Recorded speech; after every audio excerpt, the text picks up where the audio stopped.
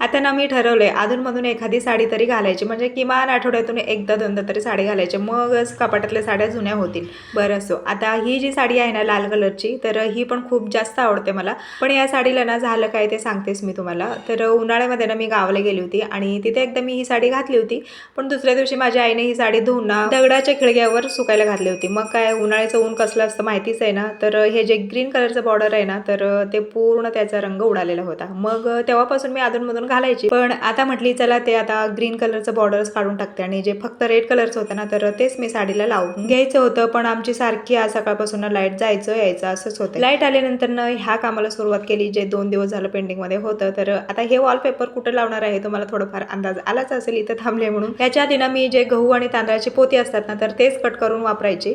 पण आता म्हटली 2 वर्ष झालं तसंच वापरत होती. म्हटली चला पण आता ही आयडिया मला सुचली, थोडं लेटच पण ठीक आहे. आता हा स्टिकर सगळीकडे लावायला ना नाकी 9 येत होते, कारण जरा सुद्धा फोल्ड वगैरे झालं ना तर ते बरोबर चिटकत नव्हतं. तर अथक परिश्रमानंतर आम्ही सगळ्या मांडीवरती हे वॉलपेपर लावून घेतलं. तेच लावायला ना आम्हाला बराच वेळ लागला.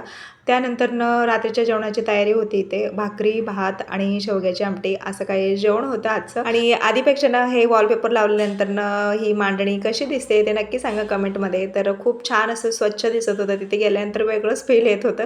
तर असो, आता अनुशीला जे काल नाक टोचलं होतं ना, तर त्याच्यासाठी थोडंसं गोड तेलाचे गरम करून चटके दिले नाकावरती दोघींना पण. त्यानंतर मला हा एक ब्लाऊज कट करायचा होता, जो की उद्या सकाळी 10 वाजता त्या ताईंना पाहिजे होता. तर म्हटली चला आता हे कट करूया, मग झोपूयात.